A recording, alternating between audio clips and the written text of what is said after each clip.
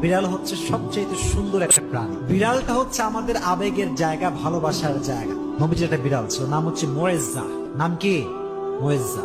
একটা হাদিসে এসেছে, অবাক করা হাদিস। দেখেন, নবীজি একবার ঘরে প্রবেশ করলেন, নবীজির জামা রাখা আছে। হাদিসে এসেছে, নবী যখন ঘরে প্রবেশ করলেন, দেখলেন জামার এক সাইডে ছোট্ট একটা বিড়াল আরামে ঘুমাচ্ছে। সুবহানাল্লাহ, ঘুমিয়ে আছে।